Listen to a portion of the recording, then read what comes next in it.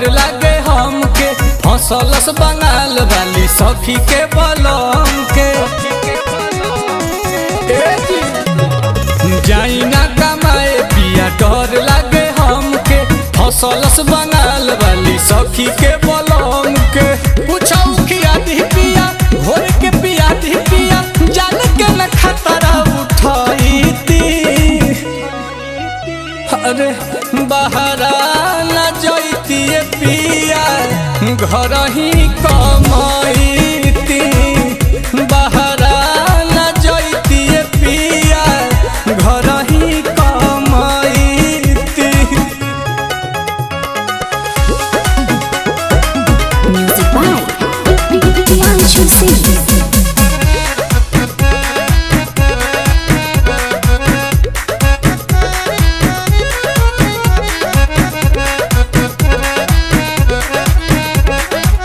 मारब चाहे भल डांटब ये राजा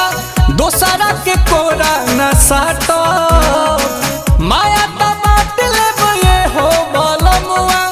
रावा के हम कैसे बाँटब रह घरे हो हमरे जरे हो तो जाए देही बुना छूटा चाहे हो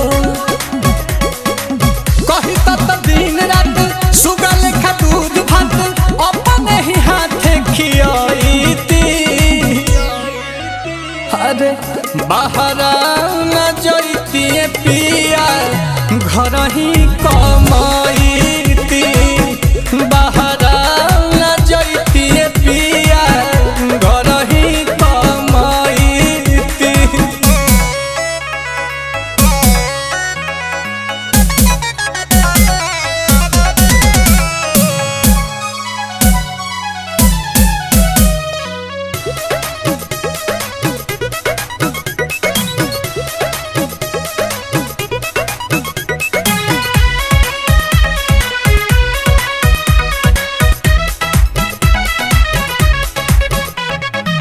कभी है जोग बड़ी होली जोगिनिया जानता नी बंगलिनिया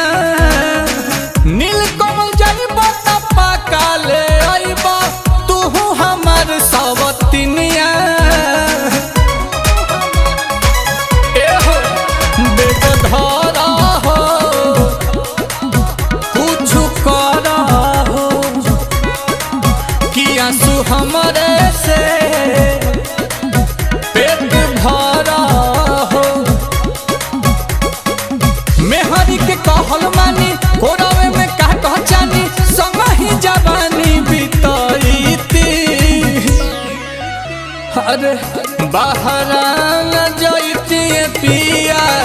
घर ही कमाई।